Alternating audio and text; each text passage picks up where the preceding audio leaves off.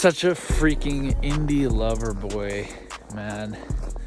Like, I look back at my past relationships as if I'm watching them on like 16 millimeter film, like it's such a indie memory, all these like beautiful times. And I really felt like that's how it was in the midst of falling in love and being with these girls, like falling in love, pursuing them and getting them and being in a relationship and all these crazy ups and downs and like experiencing the most like whatever, like blissful indie in love vibe, but I also have to look back at it clear-headedly and just recognize how much of an up and down relationship is, especially when you're falling in this kind of teenage love vibe, There are just periods of just like such introspection and just fucking depression, and then there are also just those blissful loving states, just such sweetness, such cute, sexy sweetness, The first one you fall for, you think that might just be the fucking answer to life. Like it's like finding God, like it's just so beautiful. It's just everything. It's the whole world, this person, and yeah, if you are so lucky or unlucky to actually get that person, then we find out the reality of of life. Like, oh shit, I'm insecure as fuck. Oh shit, like there are other dudes who are in between me and this girl, or oh shit, like anything, These are just my examples, but whatever they are for you. Life gets in the way, and it doesn't stay on film, it doesn't stay on that 16 millimeter reel. It gets real, and it's ups and downs, and it's not the answer to life. It's just a colorful part of it. It's one reel on the movie, but that movie might have 16 reels. You got to put on the depression episode and the fucking breakup episode and the get back together after college for a weekend episode and all this stuff, and the attachment and the detachment episodes. And so what is this love, It's just pointing to that love that's inside us. It gets awakened by these people, These first loves, especially these teenage loves, these indie loves that I like to call it. This indie love. It's that childhood expression that's getting awoken inside of oneself, of just wanting to give and participate and enjoy and just express, just to lighten each other up, But it's something that's already there, and it's getting activated. And so I'm wondering now how to just, activate it. Perhaps in a sustainable method. One quick and obvious way for me is by listening to music, Music really just is a transportational mechanism.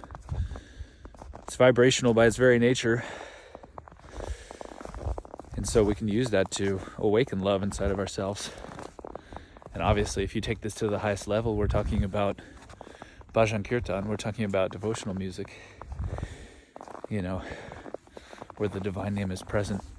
That's why I'm really stoked on some of my friends infusing the divine name into the type of music that my generation just loves to listen to already, which is stuff with a beat, stuff with modern, electronic, emotional, indie, all this kind of stuff.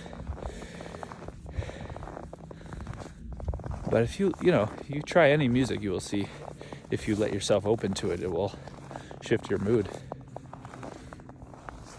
So that's one thing. Another thing is memories, you know, thoughts and visualizations.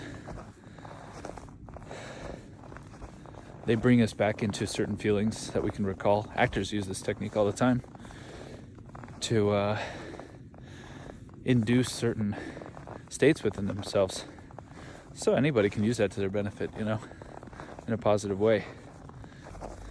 But again, that love is already there inside, right? And so it's these mental layers that we've adopted that trick us into forgetting about it, put us into these depression moods, these very selfish, sad kind of moods. I'm definitely privy to those moods. I know all about them. Gone through plenty of phases, even as a kid. Even as a young kid, been depressed, you know. So definitely being blue has been part of me.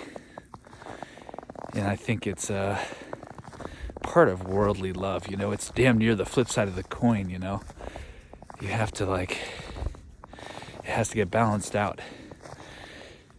So that's why the path of fucking divine love is ultimately the way forward. That's ultimately the conclusion. Is we need to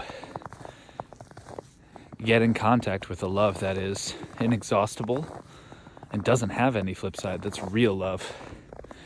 That's Prem. That's the fucking real love. I guess that's the task. That's the vision right now. That's the vision right now. But what are the qualities of this divine love? It's a vastness. It's a non-judgment. It's a certain calmness and peace in it, in its solidness.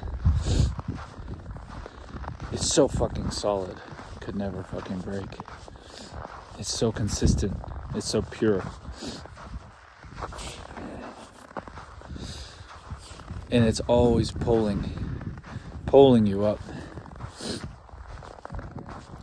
And the one who harbors this divine love, they hold the vision for us, even when we can't even see it in ourselves. They hold the vision of us at our highest state, even when we falter. And they do what's necessary to raise us up, even if it hurts our ego. It makes us want to run away. This is the highest form of love. And this is the fucking hard pill to swallow. And it's fucking hard to embody. Because we want to be liked, you know. And we don't want to hurt anybody's feelings.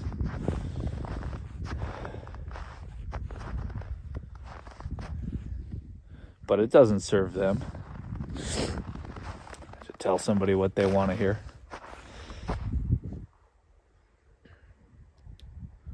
And it doesn't serve us to hear what we want to hear.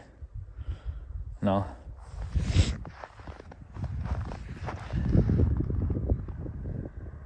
So we have to develop a taste for the truth.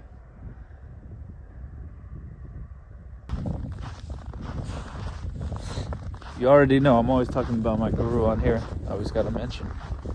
Because he's so foundational to my fucking path right now. He is my path right now.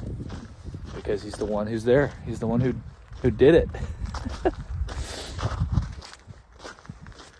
So he just holds the torch. He holds the light, you know. So follow the instructions. Do our best. So God bless.